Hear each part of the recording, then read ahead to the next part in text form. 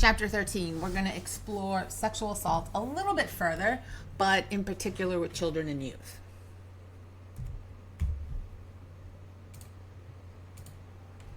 So let's start with a few definitions, words that often get thrown around slightly incorrectly.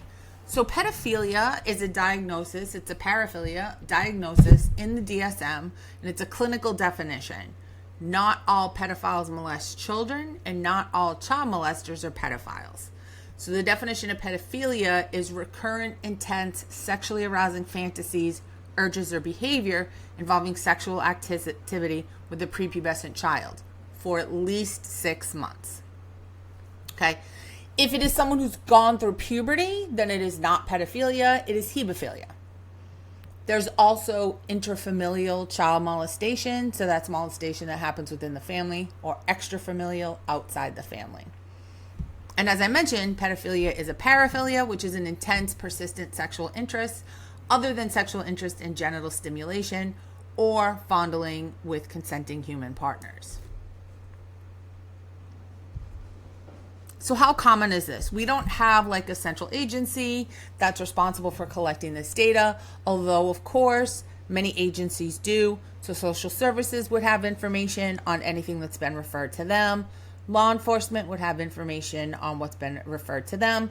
But again, these are going to be underreported crimes. It's a pretty low rate of reporting, so numbers are underestimated. But it's actually estimated, based on these victimization surveys, to be 1 in 4 girls by their 17th birthday and 1 in 20 boys by their 17th birthday. Over half of the perpetrators are juveniles themselves. 5 to 10% of the male population has or will engage in CSA at some time. 6% of men and 2... Why do I keep saying men wrong? It's the second chapter in a row. 6% of men and 2% of women said they would have sex with a child if they would not get caught or punished. 4% of college-age men report sexual contact with a prepubescent girl, and 9 to 12% of juveniles in correctional settings have been victimized by staff or peers. Now, female teens with persistent antisocial behavior, as well as female adult offenders, have often experienced CSA. I worked with teenage girls for 4 years, and they were all girls that had been removed from their home in one way or another, and were in a residential facility. And I would say 70-80% of them were victims of child sexual abuse, and probably almost all of them of some kind of physical abuse. Incarcerated homosexual child sex offenders, so child sex offenders, right, folks who are incarcerated for this have an average of 31 victims. Heterosexual child sex offenders had an average of 62 victims. Half of respondents in this survey had contact with 10 or more children, and 90% said they did not want to stop. Now, what are some other characteristics of child sexual abuse? Men are more likely to target their stepchildren or distant relatives, whereas women, although this is not as common, are more likely to target their biological children or children for whom they provide care. Women, often when they offend, are co-offenders with a male offender and are often coerced into that by their male accomplice. So 46% of women who were arrested for this had a male co-offender. They're more likely to abuse female victims, more likely to have been arrested for non-sex offenses before, and this often occurs while they're in an abusive relationship. There's also some crossover offending. This is where people engage in more than one type of sex offending. We don't really have much research on this. Can also occur in domestic settings. So the most common locations for offenses, again, remember, this is of children, right? So you have to think about, where are children, right? Babysitting, a friend's home, a victim's home, rarely in public.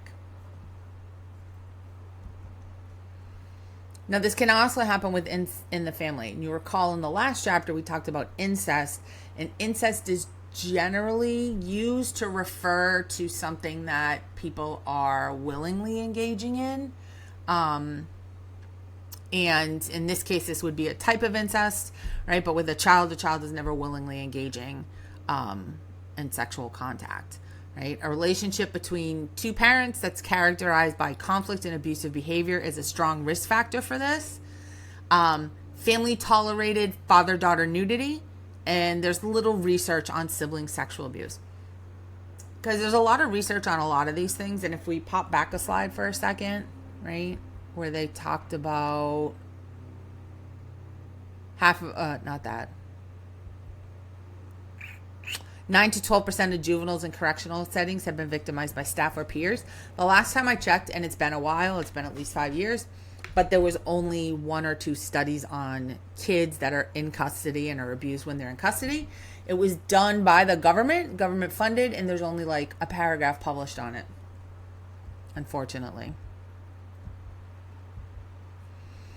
So the form of contact depends on some factors, right? The degree to which the offender has had previous non-sexual interactions with children, the nature of the relationship between the child and the offender, and the ages of child and offender are all going to be things that kind of play a role in what the abuse ends up looking like.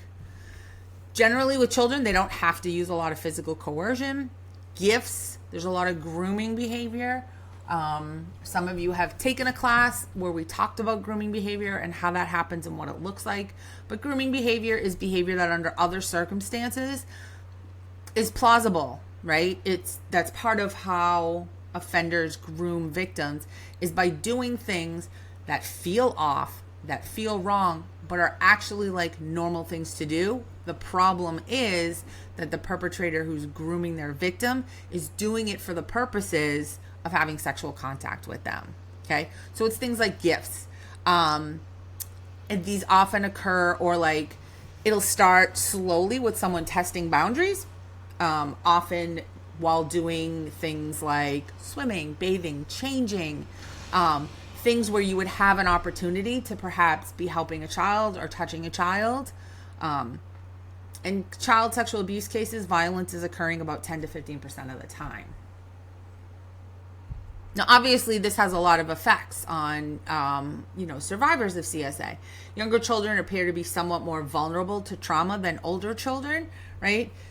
The younger you are, had less life experience, you don't have as well-developed coping skills, you don't necessarily realize that what's happening to you is wrong, right? You might think, when you're young, your whole world is pretty much what happens in your family and what happens in school, right? And so we tend to think that what happens in our families is what happens in every other family.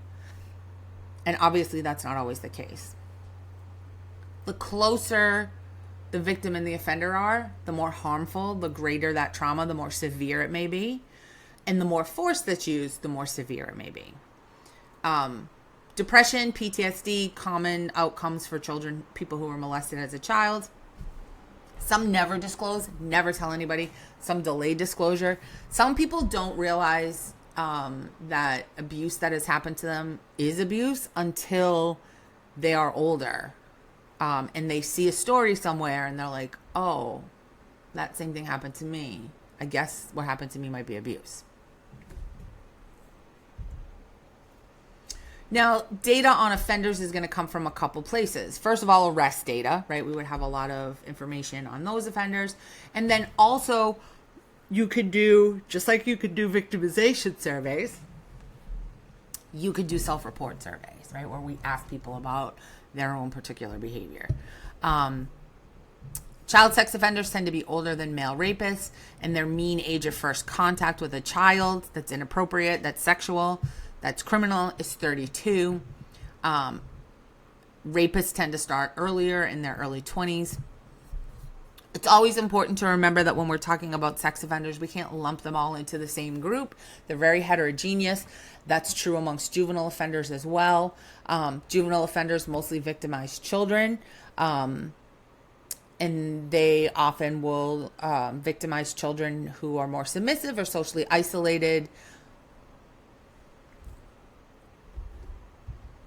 In terms of relationships to victims, offenders, they're typically, the victims are known to the offender. They might tend to be a little bit more submissive. They might have a more immature physical appearance, especially if the person is a pedophile and is attracted to prepubescent children. They might also sort of emotionally be on similar level as children. Most child sex offenders, most people who commit CSA have been exposed to a cycle of violence. And women who become sex offenders, like anywhere from 70 to 100% of them have experienced sexual assault. Sexual assault in particular for women experiencing sexual assault is a pathway into offending behavior. It's super common amongst women who become offenders. A lot of times these are folks who have interpersonal and intimacy deficits. So if you think of somebody like Michael Jackson, who's been accused multiple times of child molestation, if you look at any interviews with him or any documentaries on him, you can see that he has a real stunted development because of also being a victim of abuse by his father. And, you know, really being stunted or stuck in an early side of development. There's a pretty well-known documentary that's done where a documentarian is interviewing him and he's like up in a tree like a little kid talking to the documentarian. He's just hanging out in the tree. Now, not that adults can't climb trees and have a good time, but it's kind of odd, right? And especially if like you were being interviewed for something, you probably wouldn't climb up in a tree to do that. So they often have a lot of emotional congruence with children, beliefs and attitudes that relationships with children are more emotionally, socially satisfying than relationships with adults. And this is predictive. This is a risk assessment factor for recidivism amongst men who are sex offenders. Now, they also engage in what's called cognitive distortions. In my psychology and human service friends, you are probably familiar with this, right? These are similar to rape myths. They're beliefs that justify or excuse sexual offending. They're literally distortions in what your thought process is like, okay? These folks may believe that children are fundamentally sexual beings, that they enjoy sex, that they seek it out, that it is instructive to a child to have an adult-child sexual relationship, that they're simply demonstrating their affection for the child, and that children are intentionally sexually provocative. So I mentioned this, I think, in the last lecture that if you read some of this research, some of the more disturbing research that's a little more like graphic or descriptive, you'll hear some of these men saying things like, "The child came on to me."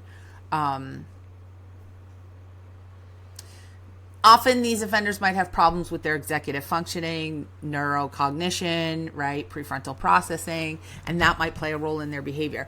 It doesn't mean they're incapable of controlling their behavior, right?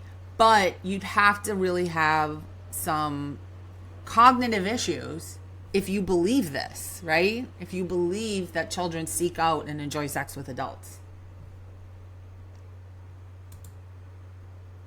Now, risk factors for recidivism include being socially isolated, preoccupied with sex, presence of paraphilias, right? The paraphilias are obviously super concerning because it means that there's like a recurrent sexual fantasy about children or teenagers or sadistic behavior, right? There's several other paraphilias.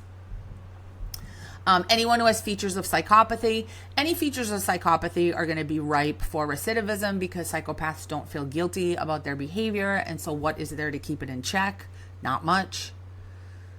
There's higher recidivism rates amongst people who offend across like multiple types of victim and those who actually engage in rape as opposed to contact offenses that are non-penetrative. It's difficult to know a true recidivism rate, right? Because even amongst data where we know that people have been arrested, a lot of times people have pled out to a different charge, right? They've pled out to a lesser offense. They've pled out to an offense that's not a sex offense. But roughly we're looking at around 20%.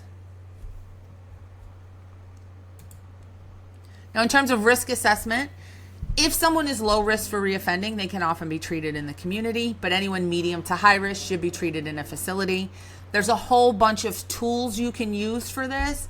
I know that Dr. Turi Markovic, that in the psych program, they teach an upper level 400 level class that is all about like assessment tools. I don't know if they use any of these, but the Static 99, by the way, 99 means it's from 1999, Static 2002 from 2002, right? There's a whole bunch of different ones that you can use on both adult offenders and childhood sex offenders.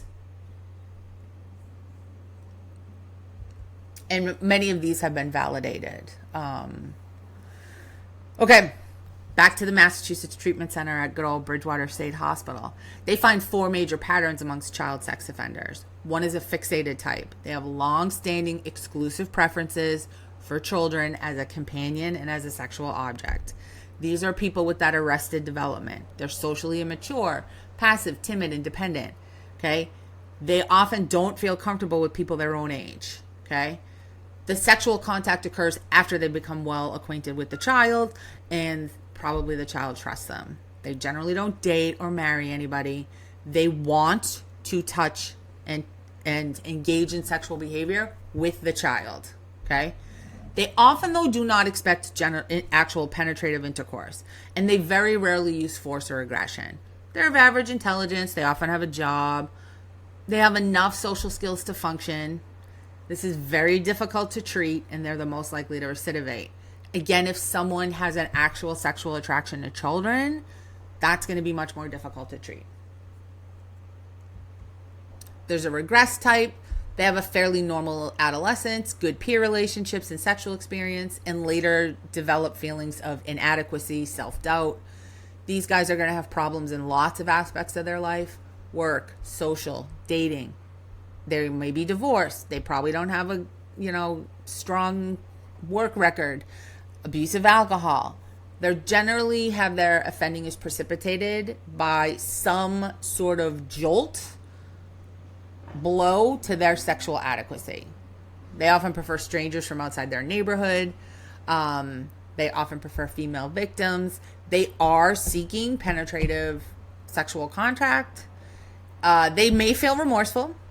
They have a good prospect for rehabilitation. Okay.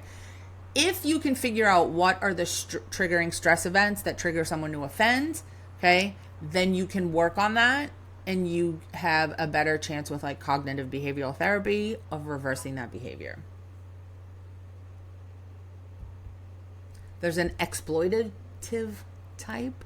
They're primarily looking to satisfy their sexual needs.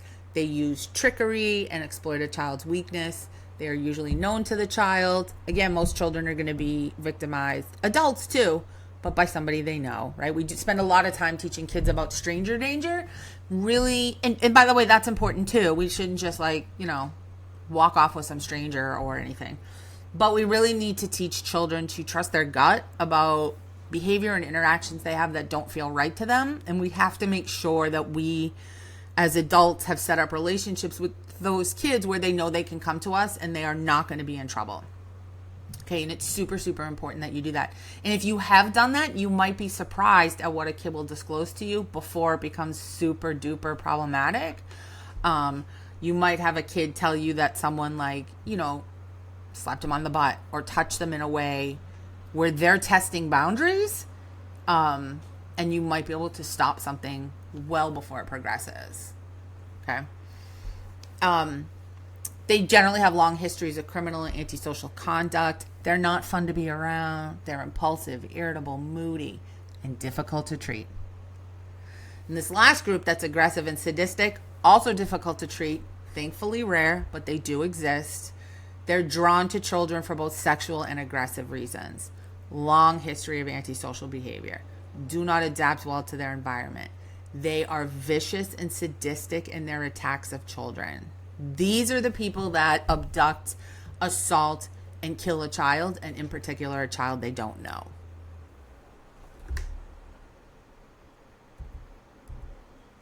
Okay. Now, the MTC has a revised version of this. They have 3 tentative revisions to this. Again, as people do more research, right, we can sort of refine these groups. We can learn more about these offenders. And they divide then regressed and fixated types into 3 separate factors based on how fixated they are on children, the level of social competence they have, and the amount of contact they have with children.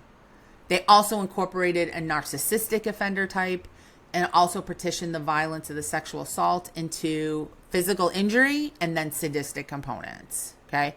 This helps them in terms of what kind of things do we see at a crime scene?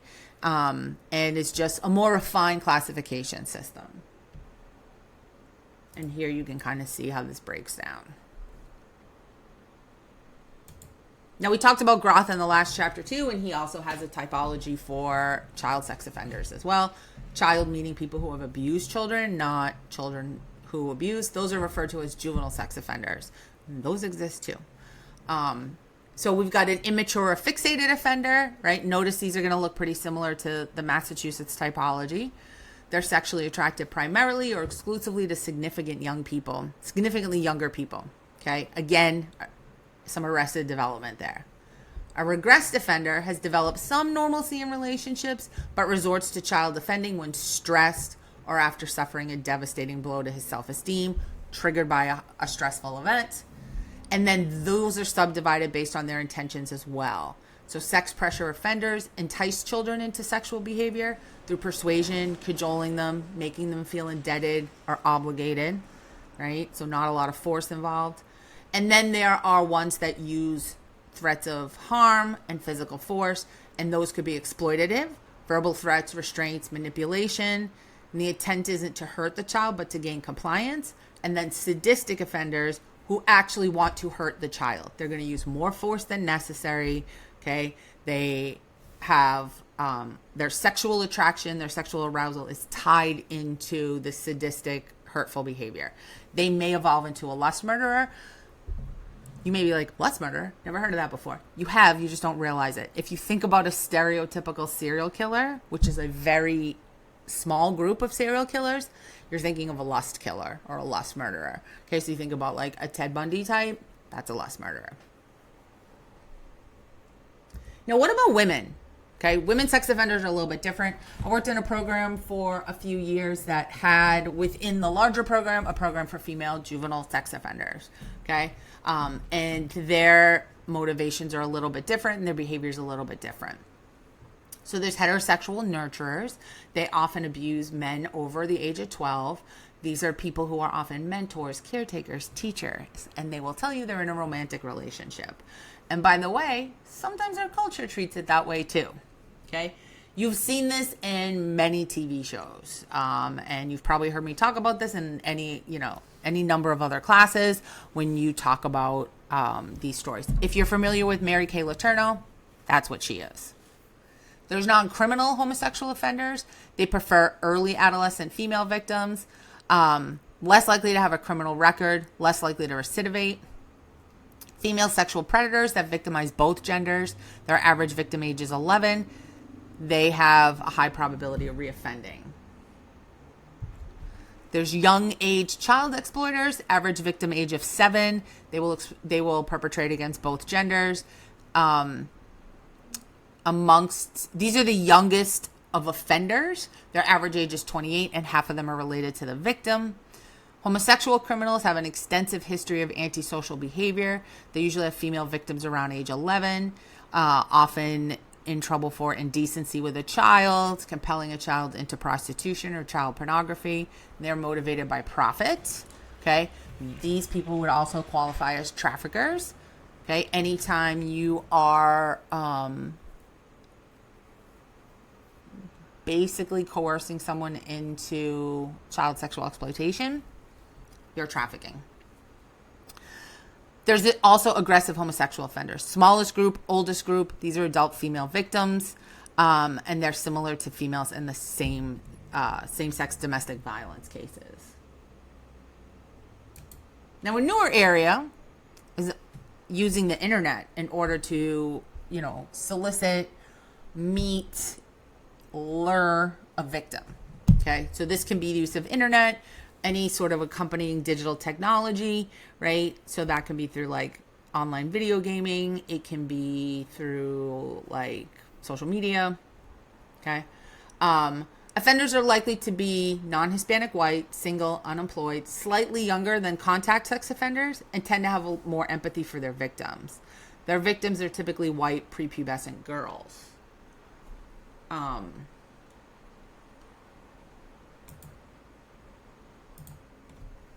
Online sex predators are typically adult men who use social media to meet and entice underage teenagers into sexual meetings. The victims are often aware. Often there's an element of sextortion. So if the victim has sent, sexual photos of themselves, they then may be extorted based on that. Like, you're going to meet me and you're going to engage in this behavior, or I'm going to publish your photos. I'm going to release your photos on the internet. There's a really well-known case. I believe the offender's name is Anthony Stancil, if I remember correctly, Stancl. I'm going to write myself a note because we should talk about Anthony in class, depending on... Oh. Okay, don't lean on your trackpad to write yourself a note, guys. All right. Anthony Stancil. Somewhere I have an article about him.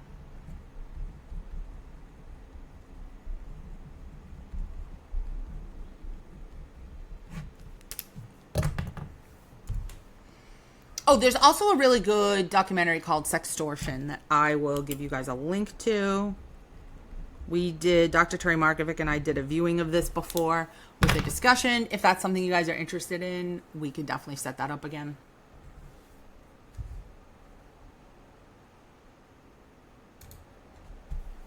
Human trafficking, okay?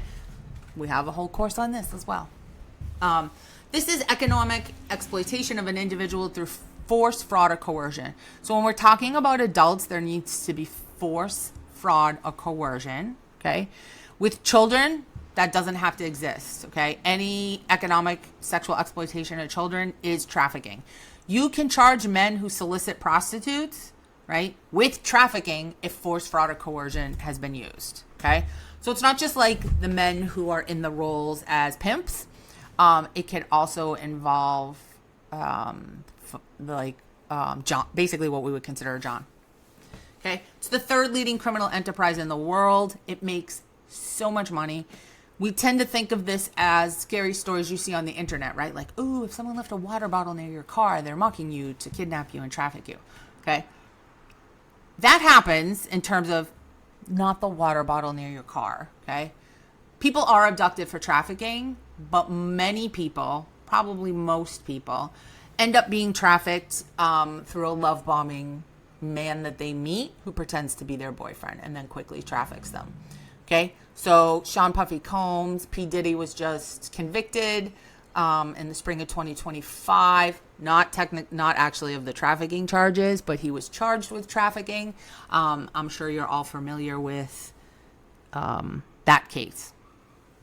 Many traffickers are women. Some of those women are women who were initially trafficked, and then they sort of move up the chain and are facilitating trafficking. Something I've heard many times, I don't have the research citation to back it up, is that a lot of trafficking happens, or one of the most trafficky days is around the Super Bowl, wherever the Super Bowl is being held. Also, football Sundays, big day for domestic violence. Okay, now in terms of treatment of these guys, not particularly promising, okay?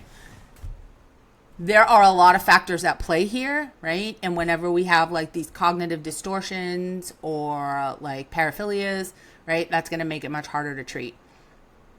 Things that are really important to treat are those dynamic risk factors, right? The things that we can change. And again, you can do that same cognitive behavioral therapy that we do with adults, but child sex offenders have far more cognitive distortions.